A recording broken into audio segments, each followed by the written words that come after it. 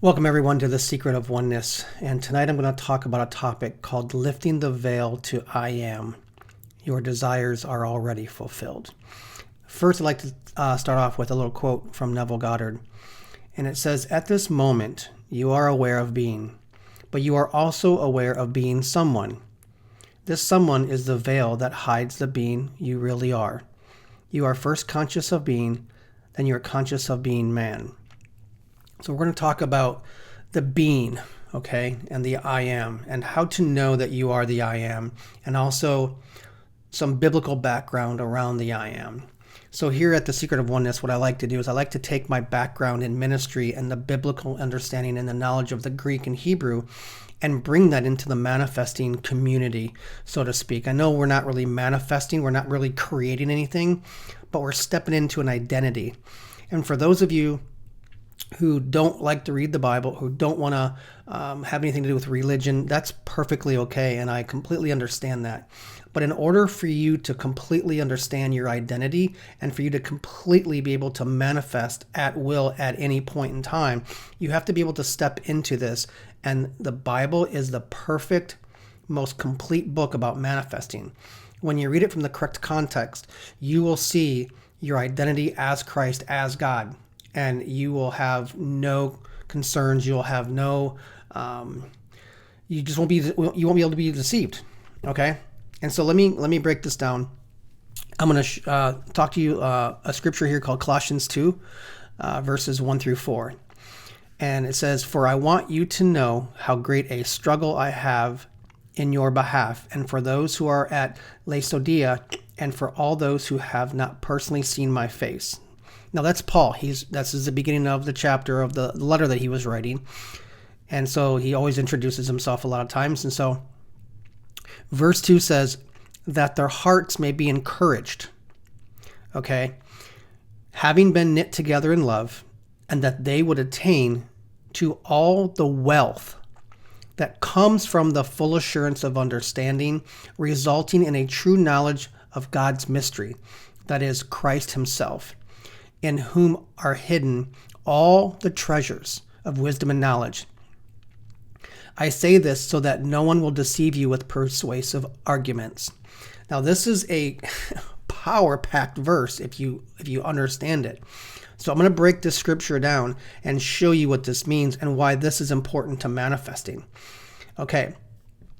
So verse 2, it says that their hearts may be encouraged. So in scripture, most of the time, heart has nothing to do with your pump, your cardiac pump. It has everything to do with the inner man. So the heart, when they talk about the heart, it's the heart of man. It's the inner self. It's the Christ within. It's the God. It's, the spirit. All that is what it's pertaining to the heart. So it's saying that their hearts may be encouraged, having been knit together in love. And this is really powerful because the word knit together here means causing to stride together, figuratively to grasp a truth by intertwining ideas needed to get on board. And there's another scripture in the Bible that talks about how can two walk together unless they agree. So you have to have your mind and your heart in agreement to walk together. And in order to manifest something, you have to come into agreement. Your mind and your heart have to come into agreement. So it says here that their hearts may be encouraged, having been knit together in love. So it's telling you that your heart has already been knit together in love. It's already striding and walking together. And that they would attain to all the wealth that comes from the full assurance. Now the full assurance means conviction. Okay?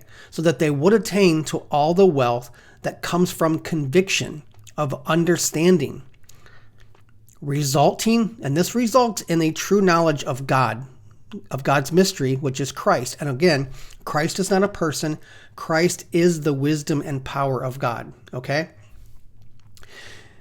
And so full assurance means conviction. And the riches, when it talks about the riches, it says, "In whom are hidden all the treasures of wisdom and knowledge." Okay? The riches are riches, wealth, abundance, and it means material or spiritual. Okay? I say that so no one will deceive you with persuasive arguments. Persuasive from the Greek, it's the words pithio, which means to persuade, and also logos means the word or to reason. So those of you who are trying to manifest something, you know that you always have this issue with your mind telling you you can't have it. It's a doubt.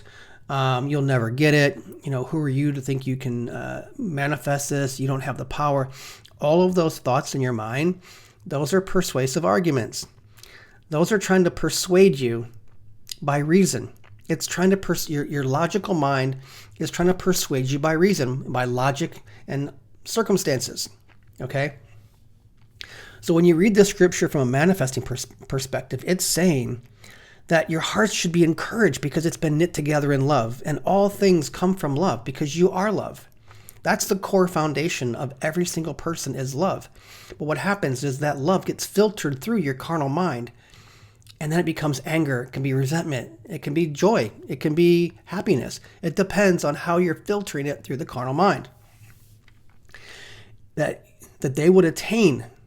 So it's telling you that you would attain all the wealth that comes from the conviction of understanding, resulting in a true knowledge of God's mystery, that is Christ himself, who are hidden all the treasures of wisdom and knowledge. So all the treasure of the wisdom and power of God is hidden within you.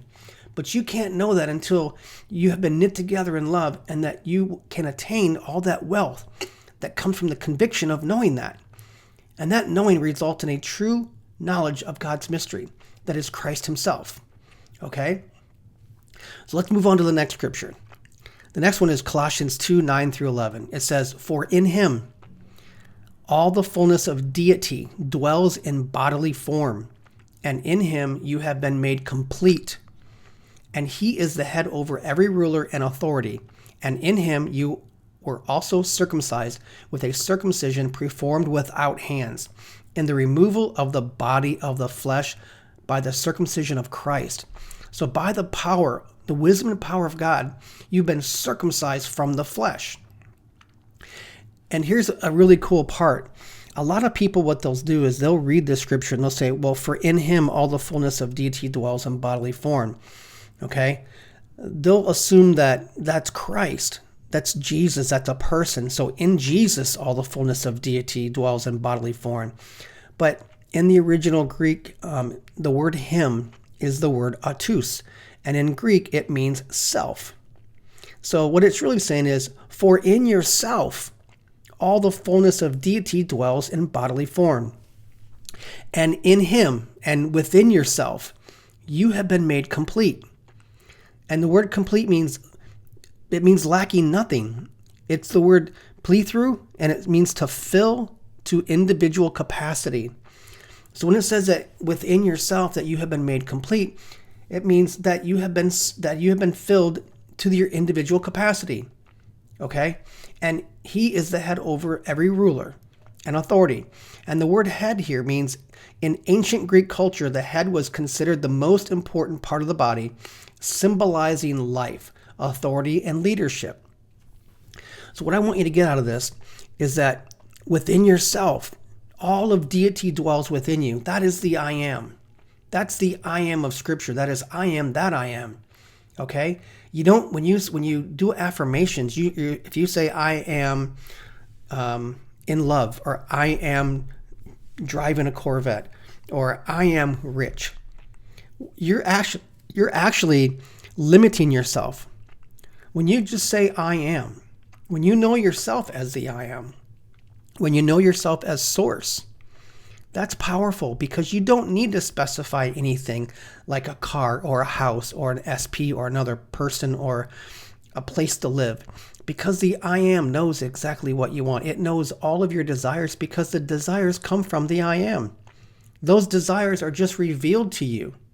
So if you have a desire to live in a certain country, a desire to live in a certain house, or drive a certain car, or go on a vacation at a certain country, you don't have to logically figure that out and go, how do I do this? What do I do? Do I like this place? Maybe I should go here. Those desires that come up within you are already yours, because you're already complete. Okay? Now, let me say that again. For in him, for within yourself, all the fullness of deity. You are God. You are source. The scriptures literally tell you that you are God, that you are the full deity, and it dwells in the body. It looks like a body. It's in bodily form. And in yourself, you have been made complete. And he is the head over every ruler and authority. And in him and within yourself, you have been circumcised with a circumcision performed without hands. So it is the circumcision of the body has been circumcised and removed by Christ, by the wisdom and power of God. You've been set free from that. Okay? And it's really interesting because a lot of people, when they're trying to manifest, they're trying to do it from a perspective of that carnal realm, that carnal reality. Okay? And they're trying to see themselves in that car, in that house, and they're like, I'm just not able to get that. I'm really having a hard time and I'm struggling with that. Well, because it comes down to the fact that you're trying to do it from the carnal perspective, from the logic. And that's where all the doubts and all the concerns and all the you can't have it come from. But when you go straight to the I am, okay, and you lift the veil, lift the flesh off, when you're circumcised and the veil comes off, then you're just the I am. Okay? Remember, in his quote, it says, this someone is the veil that hides the being you really are. That veil, that's the flesh, that's the logic. The logic is what causes that to cause you to be persuaded by the word or reason. Okay? Now, the last thing I want to touch on here is Neville Goddard. He had a quote, and it says, circumcision is the operation which removes the veil that hides the head of creation. And it goes on to say, to remove this last veil, you drop your conception of yourself as man by knowing yourself just to be. Instead of the consciousness of I am man, let there be just I am, the faceless, formless, and without figure. So if you want to manifest everything that you ever wanted, if you want to manifest unlimited wealth, unlimited love, all of those things, instead of trying to manifest by saying, I am in love, I am rich, I am wealthy, and you're affirming from the carnal perspective, trying to get something out there to change, to bring it inside of yourself, go straight to the I am. Go to what it says here in Colossians 2:9. For in him, for in yourself, all the fullness of deity dwells in bodily form. So all of God, you are source from head to toe. You're complete. There's nothing missing, nothing broken in your life. Okay? And it means to fill to individual capacity. So you are filled completely with all of your desires. The only thing you have to do is lay down that flesh. Allow that flesh to be circumcised. Allow the veil to be lifted to see, to recognize yourself as the I am. Let me go back to another scripture here. I want to touch on this again.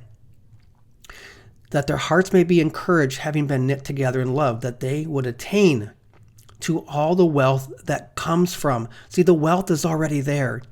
The wealth is already there, but it comes from the conviction of understanding, which is resulting in a true knowledge of God's mystery. So when you come to the realization that you are the Christ within, that you have all the wisdom and power within yourself, and you are deity, that you are God, you are source, then all that wealth comes from that conviction. When you know that who you are and you know your identity as Christ and as source and God, then you have all things. You're already complete. It's now just a rest. So I hope that helps somebody to understand when you want to manifest anything or everything in your entire your desires, they're already there. They've already been given to you. And it's just a matter of recognizing that you are the I am. And the I am will bring those to you as experiences. Thank you for listening. Good night.